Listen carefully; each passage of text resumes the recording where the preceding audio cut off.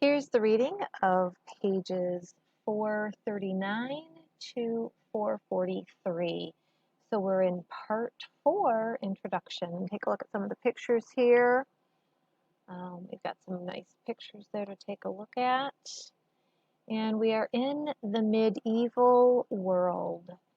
So in AD 476, when Rome fell, no bell tolled for the end of an era, and no trumpet heralded a new age. In many ways, nothing seemed so very different from what had been going on for years. For more than 2 centuries, the sprawling Roman Empire had been attacked by barbarian tribes. The city of Rome itself had been sacked decades before. And yet, in the late 5th century, something new had begun. Today, we refer to the period between approximately AD 500 and 1400 as the Middle Ages.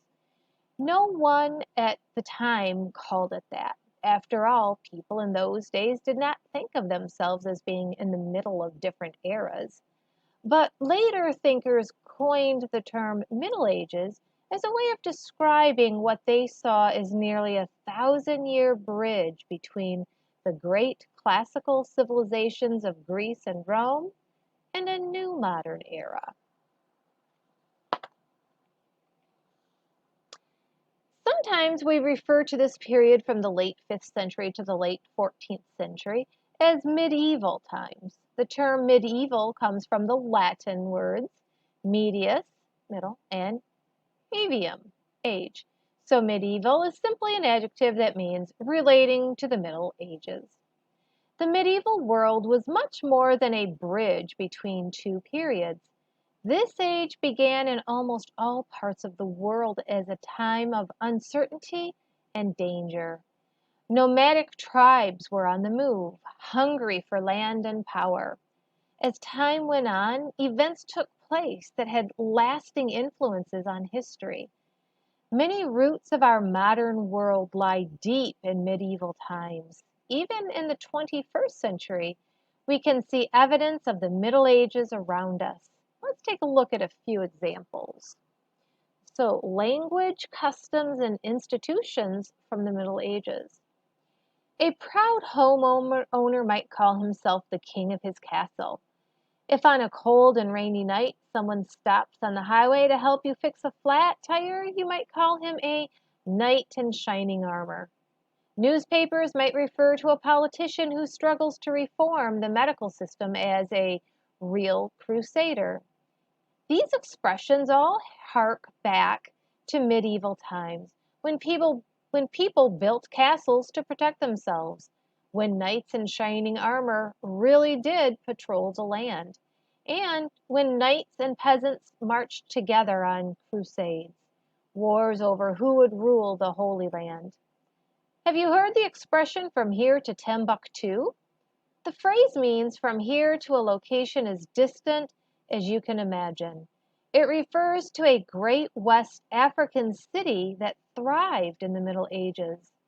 Timbuktu, which you'll soon explore, was famous as a center of wealth and learning. When medieval Europeans heard of this fabulous city, it seemed to them as far away as one could imagine. Thus the expression, from here to Timbuktu.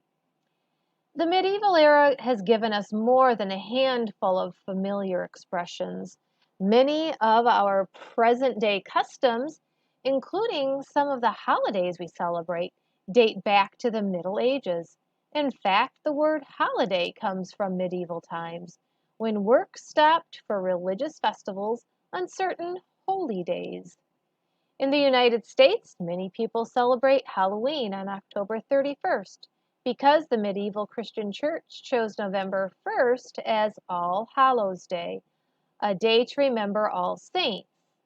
Hallow meant saint or holy person. The day before Hallows Day became All Hallows Eve or Halloween. Another custom with medieval roots is the practice of putting up a Christmas tree.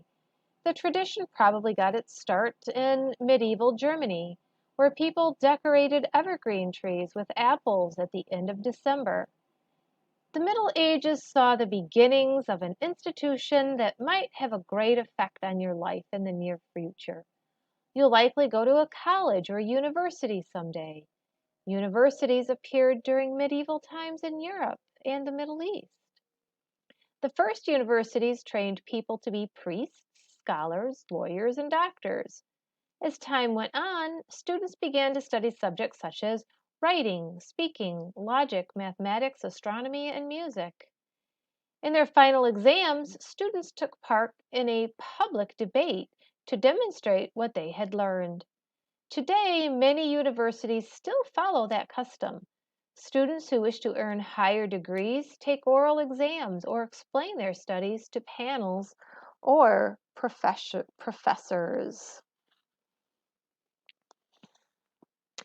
An age of faith with lasting effects. The Middle Ages witnessed profound developments in religion.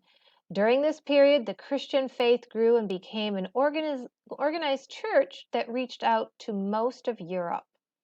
And during this time, the eastern branch of the Christian church split with the West, a separation that continues to this day. Many ongoing Christian traditions date back to medieval times. For example, today many churches are built in the shapes of a cross, following a practice common in the Middle Ages. Stained glass windows were first used in medieval churches. Church steeples are echoes of medieval times when builders decorated their churches with towers and spires that were meant to draw worshippers' thoughts toward heaven. And you can see a picture right there. Another one of the world's major religions, Islam, is born in the Middle Ages. As you'll learn, Islam emerged in the Middle East and united the Arab world. It quickly spread throughout the Mediterranean region and became the basis for one of the largest empires in history. The religion of Islam now has more than 1 billion followers worldwide. Christians and Muslims were not the only ones to spread their religion during the Middle Ages.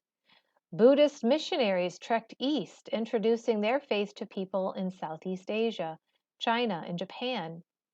In various lands, enormous statues of the Buddha show the missionaries' lasting influence.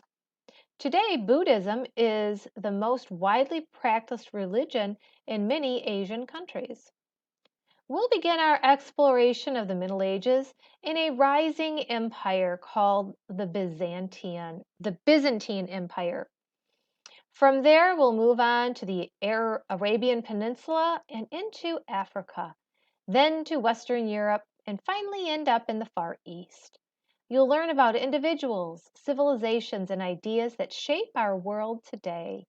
You'll find out why knights served lords and who Genghis Khan and Mansa Musa were. You'll see that the medieval era was both a child of the classical past and a parent of our modern times. And that's the end of the reading of pages 443 or 439 to 440.